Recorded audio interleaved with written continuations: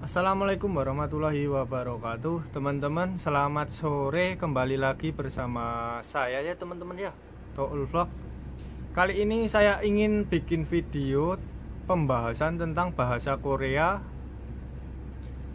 Tapi teman-teman ya, ini sambil ngobrol santai aja ya teman-teman. Tapi ini saya ingin membahas tentang belajar di LPK sama kesehari-harian di Korea teman-teman. Jadi gini teman-teman ya, menurut saya sendiri ya ini ya teman-teman. Teman-teman boleh berpendapat yang lain.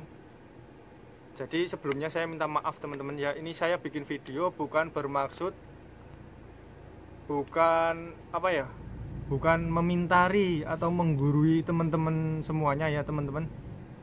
Saya lebih ini ya teman-teman ya, nggak tahu ya teman-teman. Teman-teman yang lebih tahu. Jadi gini teman-teman ya, berdasarkan pengalaman yang saya alami dari saya belajar di lembaga LPK sampai saya berangkat ke Korea ini teman-teman. Antara belajar bahasa Korea di LPK dengan bahasa kesehari-harian di Korea itu sangat beda jauh teman-teman ya. Kenapa? Karena gini teman-teman, biasanya kalau kita belajar di lembaga atau LPK ya teman-teman, di lembaga LPK semua jurusan lah ya teman-teman, biasanya kan yang dipelajari itu global ya teman-teman. Maksudnya global itu bahasa internasionalnya. Jadi bukan apa ya, bukan bahasa setiap daerah masing-masing ya teman-teman. Misal kita di Indonesia, yang pokok dipelajari itu bahasa Indonesianya, bahasa Indonesia, bukan bahasa setiap daerah masing-masing ya teman-teman. Perlu digarisbawahi ini, bukan bahasa setiap daerah masing-masing. Terus gini teman-teman ya, kalau kita sampai di Korea pasti ini teman-teman, kita sedikit kaget ya teman-teman, karena bahasanya beda. Biasanya di lembaga kita belajarnya formal, sampai sini biasanya menggunakan bahasa banmal ya teman-teman. Bahasa banmal itu apa? Bahasa kesehari-harian. Bahasa kesehari-hariannya atau bahasa, bisa dibilang juga bahasa kasar ya teman-teman ya. Apalagi saya sendiri ya, saya kan dari sektor fishing ya teman-teman. Ya tahu sendirilah kalau bekerja di lapangan seperti apa, beda sama mungkin berbeda sama yang di pabrik ya teman-teman ya. Bahasanya lebih halus. Kalau di lapangan ya udah tahu sendirilah teman-teman ya, udah berpengalaman ya di lapangan. Orang-orang lapangan pasti tahu lah. Jadi gimana solusinya teman-teman ya?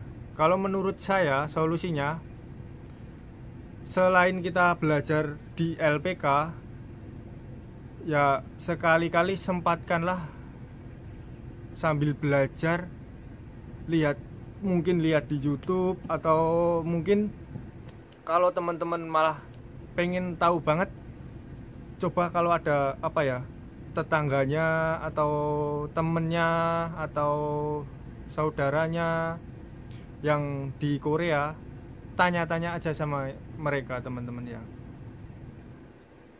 Bagaimana bahasanya di sini, bahasa banmalnya, bahasa daerah, setiap daerah bagaimana bahasanya.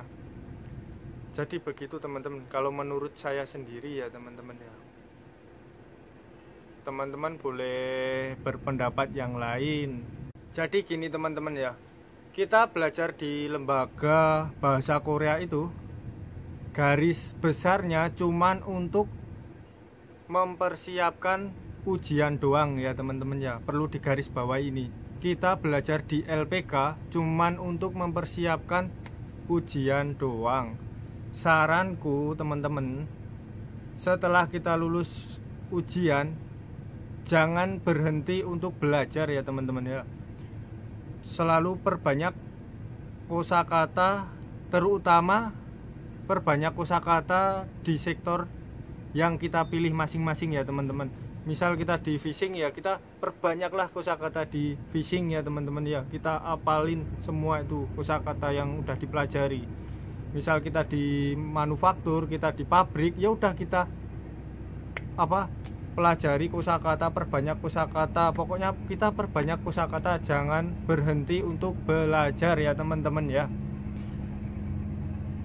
Jadi begini, soalnya apa ya, kalau kita biarpun kita lulus ujian terus kita berangkat ke Korea, belum tentu kita itu bisa bahasa Korea teman-teman.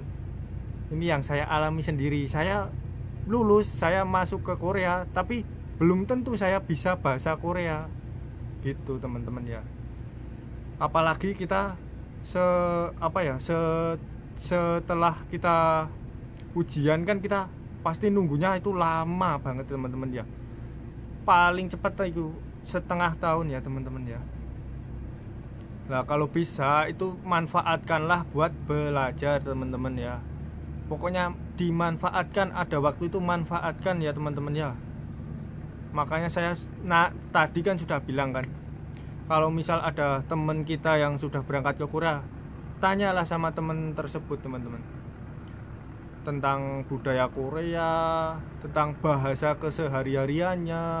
Pokoknya kupas semua bahasa Korea yang ada pokoknya di setiap masing-masing daerah ya teman-teman. Soalnya gini, karena saya sendiri ya teman-teman ya, saya sendiri di daerah Jeju ya teman-teman. Di daerah Jeju bahasanya beda banget teman-teman ya, beda sama yang di daerah atas, pulau-pulau atas ya teman-teman. Kalau di atas saya nggak tahu, kalau di Jeju beda, kosakatanya aja beda.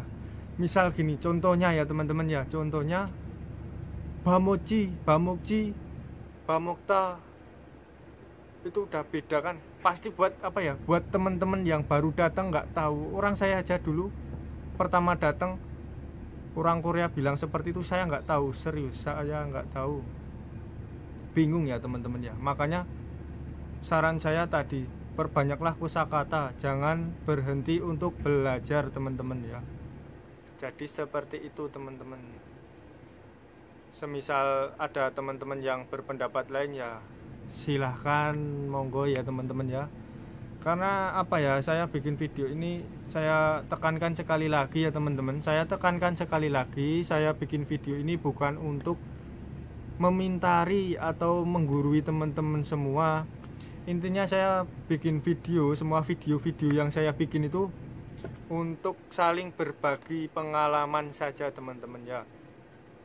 Teman-teman mau lihat silahkan, enggak juga silahkan, mau berkomentar ini berkomentar itu juga silahkan teman-teman ya. Saya bebas orangnya, santai teman-teman ya. Ya udah teman-teman, jadi mungkin segitu saja ya teman-teman ya. Karena ini juga udah sore, ini mau masuk ini. Ini saya di atas teman-teman ya.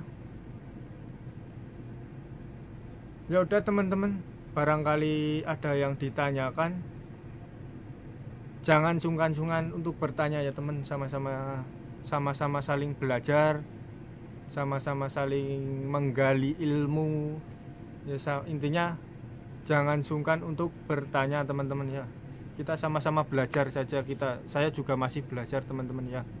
Ya udah gitu aja ya teman-teman ya. Video kali ini cukup di sini dulu, nanti kita sambung lagi di video berikutnya teman-teman.